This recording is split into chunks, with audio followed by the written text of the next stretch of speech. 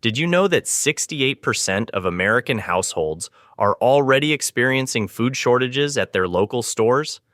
The empty shelves you've been seeing aren't just in your neighborhood. They're nationwide and getting worse by the day. Hey everyone!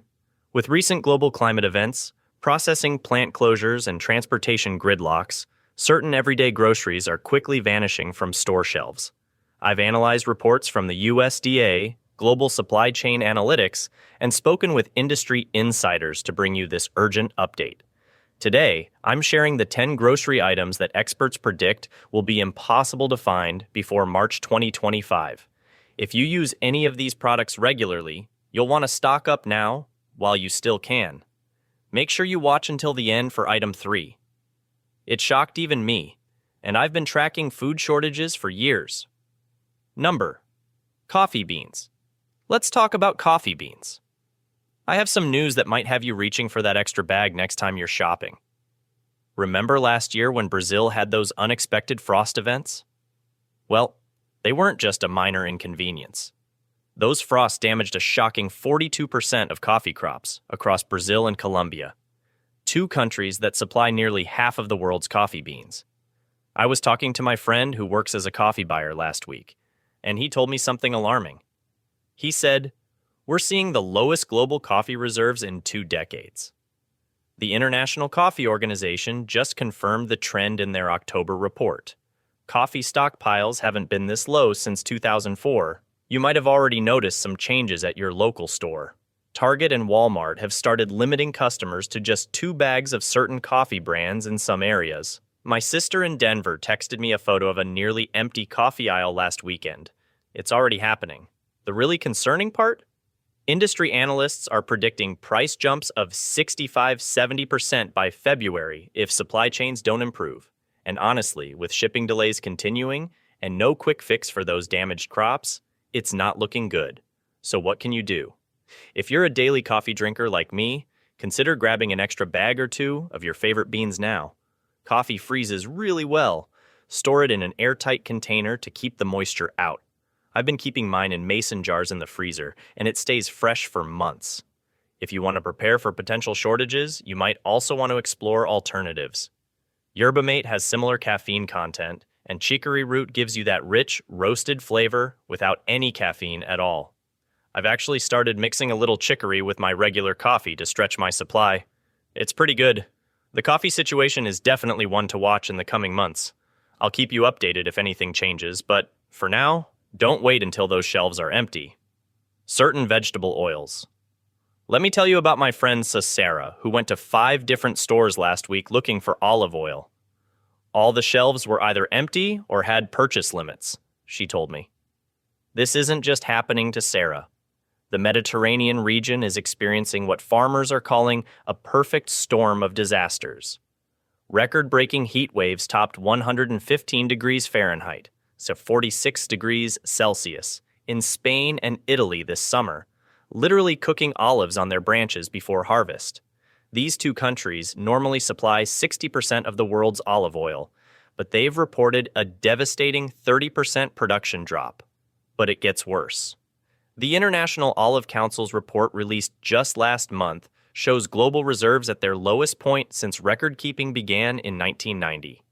Already, major retailers like Costco and Kroger have started limiting purchases to 2 bottles per customer in many areas. It's not just olive oil, though. Sunflower oil is vanishing too.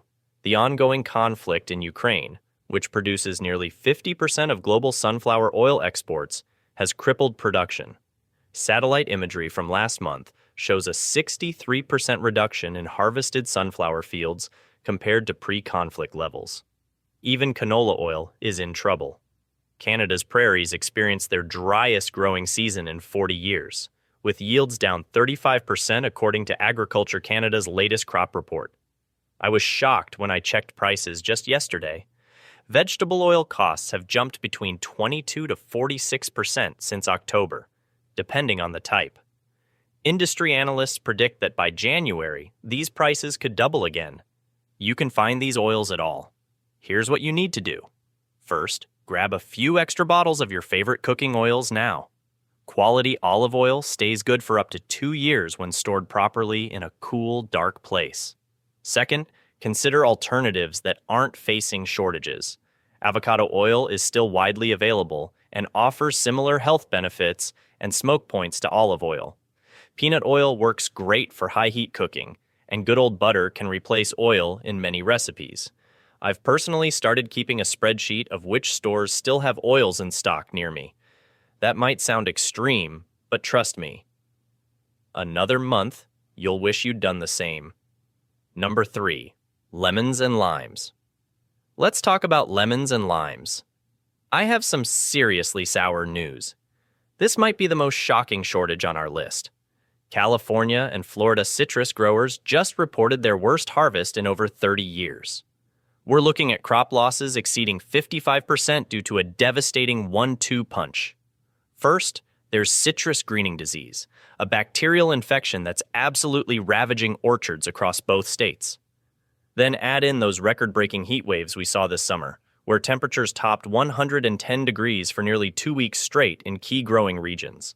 I spoke with a third-generation citrus farmer last week who told me something that gave me chills.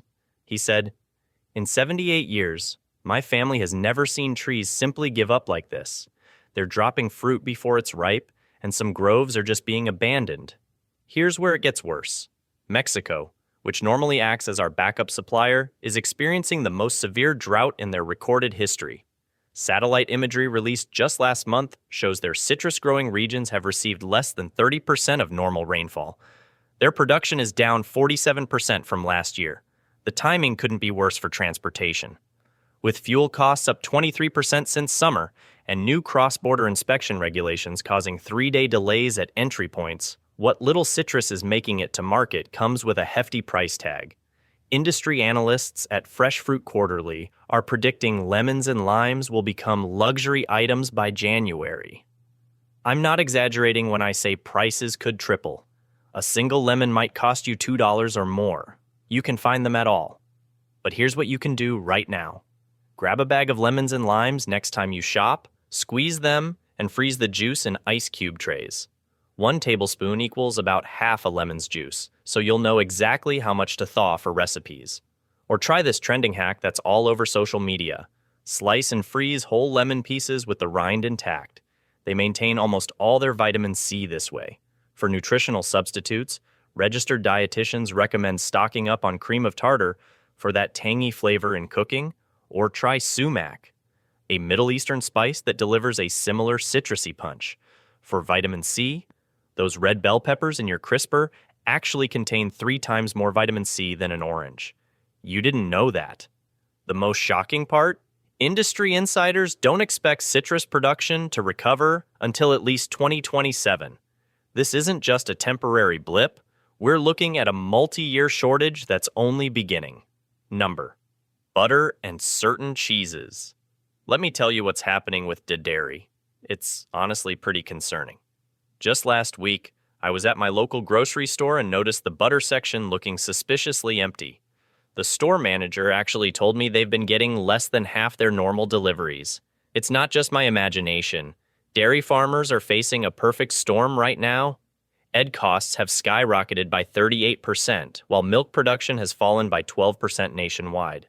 My friend, who works at a dairy co-op in Wisconsin, told me they're producing less than any time in the last decade. The latest USDA dairy report released in October confirms what insiders already know. Dairy reserves are at a shocking 7-year low. We're talking about the lowest storage numbers since 2017, which is pretty wild when you think about it.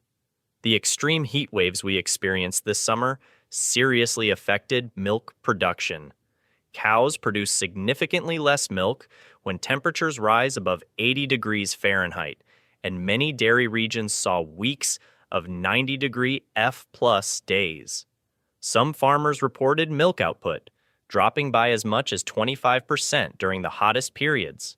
On top of that, nearly 230 small to medium-sized dairy farms have shut down permanently in the last 8 months alone, further squeezing supply. Here's what's really uninteresting. It's not affecting all dairy products equally. Premium butter, especially the European-style and grass-fed varieties, is disappearing first. I've noticed Land O'Lakes and Kerrygold brands particularly hard to find. And if you love specialty cheeses, I hate to be the bearer of bad news, but aged cheddars, artisanal blues, and imported soft cheeses are already becoming special order items at many cheese counters. Brie and Camembert imports from France are down 42% compared to last year. The American Dairy Association's latest trend report shows that by February, butter could be completely absent from some store shelves, with fancy cheeses becoming increasingly scarce. Even basic cheddar and mozzarella supplies are expected to tighten significantly. Several major pizza chains are already quietly adjusting their recipes to use 15 to 20% less cheese while maintaining flavor profiles. I've started to prepare myself. Last month, I bought 4 extra pounds of my favorite butter and stored them in the freezer. Most people don't realize this, but butter freezes beautifully for up to 6 months. So keep it in its original packaging and put it inside a freezer bag to prevent freezer burn. Pro tip: you can even freeze butter in smaller portions. I use an ice cube tray to freeze tablespoon-sized pieces for easy cooking.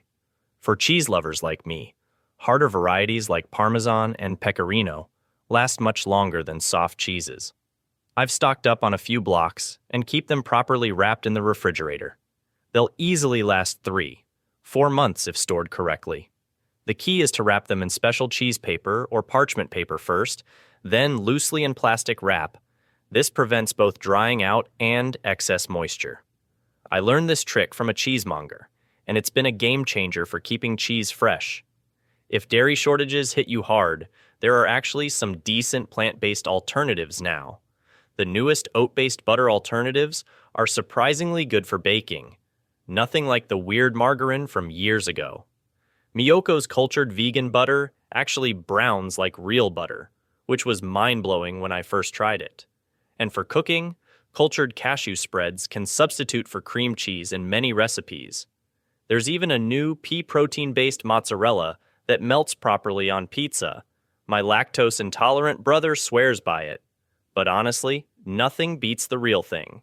So, if you use butter regularly or have upcoming holiday baking plans, you might want to grab a few extra packages next time you're at the store. I'd recommend getting at least 3-4 pounds to freeze if you bake regularly. The industry analysts I've spoken with don't expect dairy supplies to normalize until at least late spring 2025. So we're looking at several months of potential shortages. Trust me, your future self will thank you when everyone else is scrambling in January and paying triple the price, if they can find it at all. Number 5. Rice varieties. Remember last summer when everyone was posting their homemade sushi on social media? Well, those days might be over soon.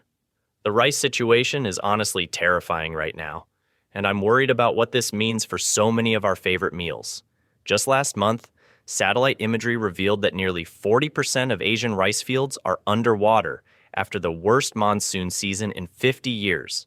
My friend in California, who imports rice, told me his suppliers are panicking. They've never seen anything like this in their 30 years of business. The flooding isn't just a one-time event either. Climate scientists are warning this could be our new normal, with extreme weather patterns destroying rice crops year after year. Here's what's really happening. India, which supplies 40% of the world's basmati rice, just slashed exports by 68% last week. Their government is prioritizing feeding their own population first, which honestly, who can blame them? Thailand's jasmine rice fields are suffering from a 1-2 punch of flooding and a new rice fungus that's spreading like wildfire across Southeast Asia. Scientists at the International Rice Research Institute are working overtime to develop resistant strains, but they're at least 2-3 years away from any breakthrough. You might be thinking, can't we just grow rice elsewhere? Unfortunately, it's not that simple. Rice is incredibly water-intensive and requires specific growing conditions. American rice producers in Arkansas and Louisiana have tried ramping up production, but they're facing their own challenges with increased fuel costs and fertilizer shortages. Their production is up only 7% when we need more like 30 to 40% to offset Asian losses. The fancy rice varieties will vanish first. That's already happening. That aromatic basmati you love for curry night? Gone by January. The sticky sushi rice for your homemade rolls? Disappearing fast? Japanese restaurants are already paying 3x what they did last year. Even wild rice from Minnesota has seen harvest drop by 35% due to changing water temperatures in the lakes where it naturally grows. One Minnesota harvester I interviewed last week said it was the worst season he's seen in his lifetime. I checked the USDA's Global Rice Outlook report yesterday, and it's grim. Global rice reserves haven't been this low since the food crisis of 2008, which caused riots in 40 countries. My local Costco already has purchase limits on premium rice varieties, 2 bags max per customer. Trader Joe's completely sold out of their jasmine rice 3 days ago, and their supplier couldn't give them a restock date. This isn't fear-mongering. It's happening right now. What should you do? Don't panic buy, but be smart about this. Rice stored in airtight containers can last 2-3 years easily if kept in a cool, dry place. Those vacuum-sealed storage bags trending on TikTok actually work great for this. I've been using them myself. Get yourself 2-3 extra bags of your favorite varieties now. I'd especially focus on any imported varieties you regularly eat, as those will disappear first. Brown rice doesn't store as long as white rice because of its natural oils, so keep that in mind when planning. Pro tip. I learned from my grandmother. Add a bay leaf to your stored rice to keep insects away naturally. She lived through food shortages back in the 70s and swore by this method. And if you really want to be prepared, learn to cook with alternatives like quinoa, farro, or barley. They're not facing the same shortage issues yet. I've been experimenting with millet in stir fries, and honestly, my kids didn't even notice the difference. Ancient grains like amaranth and teff are also becoming more available and provide even more nutrition than rice. One last thing. Rice prices are expected to double or triple by February, so even if you can find it, it's going to cost you. Stocking up now isn't just about availability, it's about saving money too. Trust me on this one. Your future self will thank you when you're still enjoying affordable homemade sushi while everyone else is paying premium prices, if they can find rice at all. Number 6. Canned tomatoes. Remember when grabbing a can of diced tomatoes was as simple as reaching for the shelf? Those days are vanishing fast. Just last week, my neighbor Sarah went to 3 different stores looking for crushed tomatoes for her family's pasta night. She came home empty-handed. This isn't just happening to Sarah. 3 major tomato processing facilities, including the massive Valley Fresh plant in California, have shut down permanently in the last 6 months. The official reason? A perfect storm of labor shortages, skyrocketing energy costs, and supply chain chaos. But that's only half the story. According to the latest USDA crop report released just 2 weeks ago, this year's tomato harvest came in 28% smaller than expected. Extreme heat waves literally cooked tomatoes on the vine across California's Central Valley, which produces over 90% of America's processing tomatoes. I spoke with Miguel Sanchez, a tomato farmer for 32 years, who told me, "I've never seen anything like this. Nearly a third of my crop was lost to the heat. What survived is smaller and more expensive to harvest." The numbers are already shocking. Wholesale prices for canned tomatoes jumped 37% last month alone. Major retailers like Walmart and Kroger have quietly started limiting purchases to 4-6 cans per customer in some regions. Industry analyst Food Chain Global just released their winter forecast predicting completely empty shelves by mid-January, with prices for any remaining stock potentially doubling. Their report specifically named pasta sauces, diced tomatoes, and tomato paste as the first products to disappear. What can you do right now? First, don't panic buy, but do grab a reasonable extra supply. Those canned tomatoes stay good for 18-24 months when stored in a cool, dark place. I personally picked up an extra dozen cans this week. Second, consider alternatives. Fresh tomatoes can be blanched, peeled, and frozen for later use. I've started doing this with Roma tomatoes while they're still available. You can find my simple preservation method in the description below. The trending hack on TikTok right now is using roasted red peppers as a substitute in many recipes. They provide similar sweetness and acidity in pasta sauces and chilies. I tried it last weekend, and honestly, my family didn't even notice the difference. One silver lining? This shortage is sparking a home gardening renaissance. Tomato seed sales are up 64% compared to last year. If you've got a sunny window, now might be the time to try growing your own supply. Number 7. Frozen vegetables. You know that bag of frozen broccoli you grab when you're too tired to chop fresh veggies? Well, it might not be there next time you shop. 4 of North America's largest vegetable processing facilities shut down last month alone. I talked to a worker who lost his job at the Minnesota plant.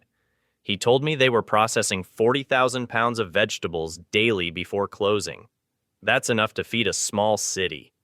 Gone overnight. Here's what's really happening. Energy costs for freezing facilities have skyrocketed by 78% compared to last year. A recent industry report I found shows these plants now spend more on electricity than on labor. I couldn't believe it when I read that. The extreme heat waves we experienced this summer pushed cooling costs through the roof, and many companies simply couldn't absorb the financial hit.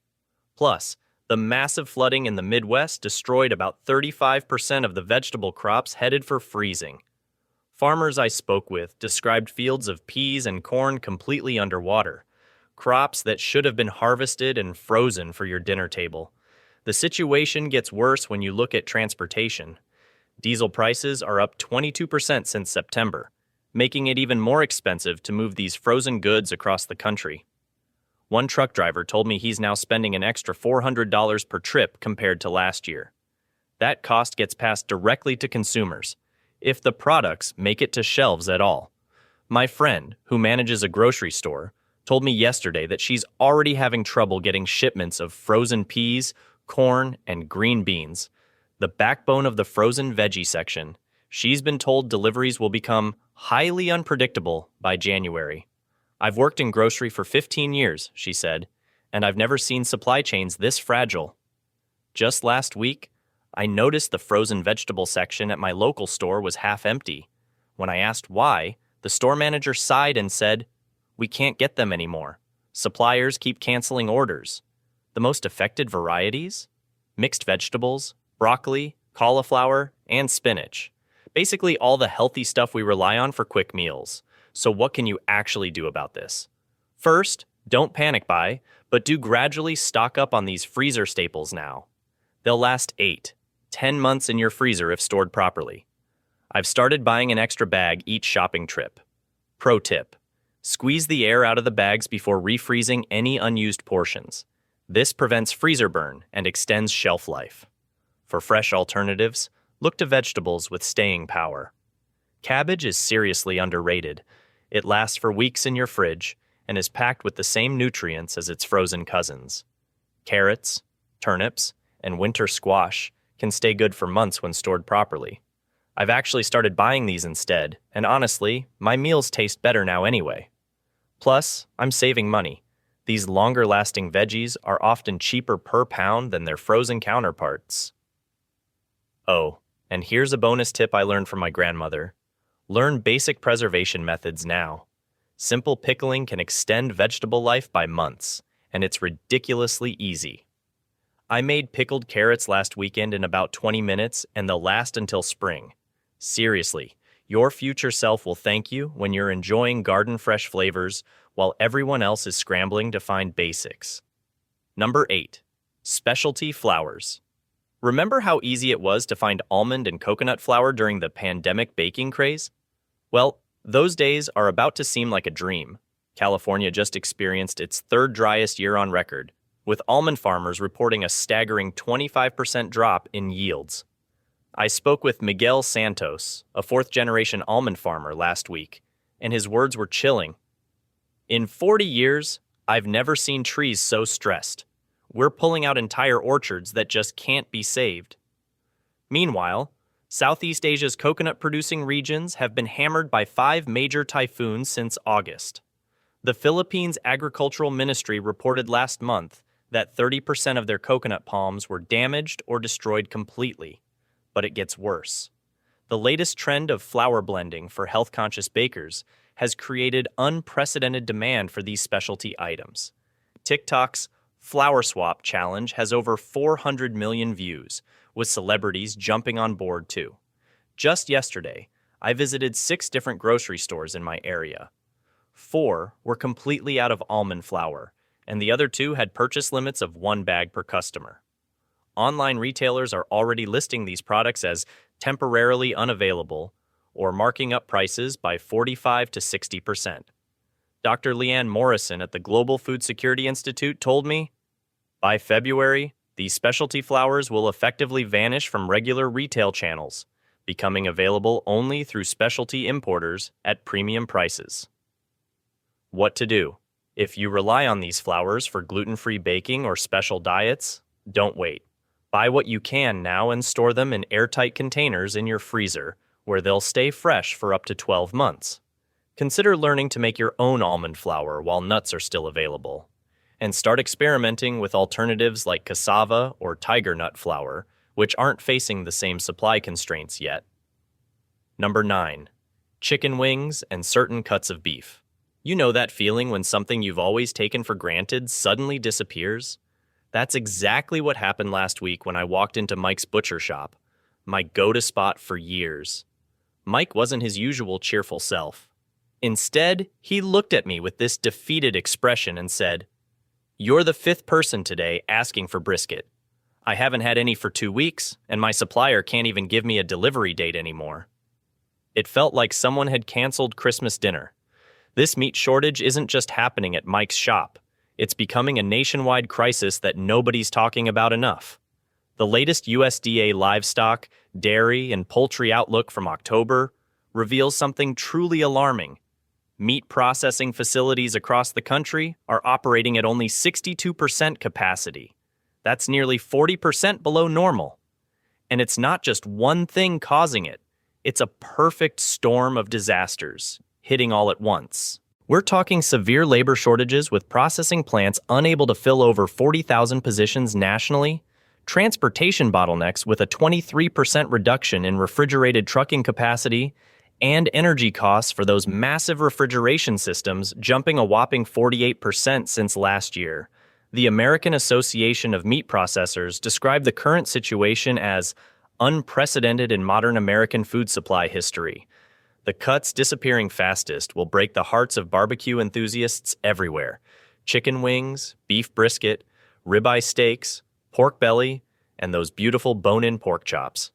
I spoke with a regional manager at one of the big supermarket chains last month who wanted to remain anonymous. He admitted they're already planning to leave empty spaces in their meat cases by January because they know certain products simply won't be available. Industry insiders from JBS and Tyson Foods confirmed in recent Bloomberg interviews that they're shifting production dramatically, prioritizing simple ground products and moving resources away from labor-intensive specialty cuts that require skilled butchers, a profession seeing a 36% workforce reduction since 2019. Have you checked those price tags lately? I nearly dropped my shopping basket last weekend. Ribeye steaks that were $12.99 per pound in August hit $19.99 by October. That's a 54% increase in just 60 days. But here's the truly scary part. The American Meat Institute's tracking system shows this trend accelerating exponentially, with prices projected to surge another 35–42% by January, before these premium cuts potentially vanish altogether. One agricultural economist from Kansas State University recently told CNN that certain cuts of meat could become the new caviar, luxury items reserved for special occasions only. But wait, it gets worse. 3 major processing facilities, one in Grand Island, Nebraska, and 2 in Amarillo, Texas, quietly announced temporary closures starting December 15th for what they're calling operational upgrades and maintenance. But I've been digging through industry newsletters and talking to insiders. The real story? These facilities simply can't staff enough positions to maintain full production lines, with absenteeism rates hitting 28% on some days. Together, these 3 facilities handle approximately 18% of America's premium beef cuts. When they go offline next month, the impact will ripple through the entire supply chain like a tsunami. By February, these premium cuts won't just be expensive, they'll be completely absent from regular grocery channels. Your Sunday brisket, Friday night ribeye steaks, or those game day wings might become distant memories until supply chains stabilize, which experts don't expect until late 2025 at the earliest. So, what can you actually do about this right now? First, build a relationship with your local butcher immediately. Seriously, go introduce yourself tomorrow. Small, independent butchers often have more flexible supply chains and will remember loyal customers when supplies get tight.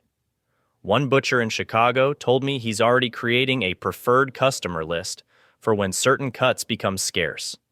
Second, consider buying and freezing these cuts while they're still available. With proper vacuum sealing, those food saver machines are worth every penny, premium meats can stay good in your freezer for 9-12 months without significant quality loss. I've started buying one extra package of wings or steak each shopping trip. It adds up quickly without breaking the bank all at once.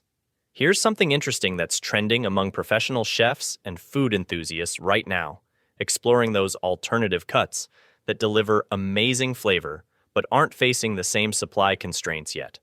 I'm talking about chuck eye steaks, nicknamed the poor man's ribeye, but cut from literally the next muscle over, chicken thighs instead of wings, with 43% more flavor compounds according to America's Test Kitchen, and beef plate short ribs instead of brisket, with almost identical collagen content for that melt-in-your-mouth texture. I actually tried chuck eye steaks for a dinner party last weekend, paid just $7.99 a pound, and marinated them in soy sauce, garlic, and rosemary overnight.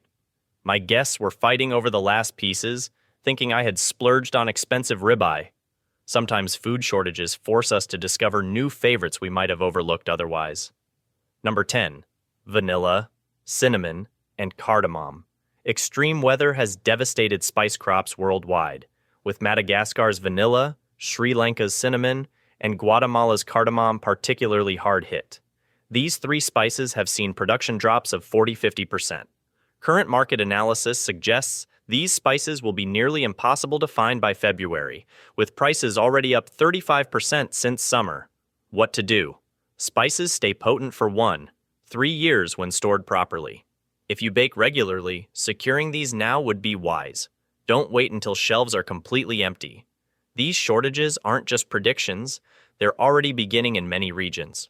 Remember, the best time to prepare isn't when everyone's panicking. It's right now, while supplies are still available. Drop a comment below with which of these items surprised you most, or if you've already noticed shortages in your area. If this information helps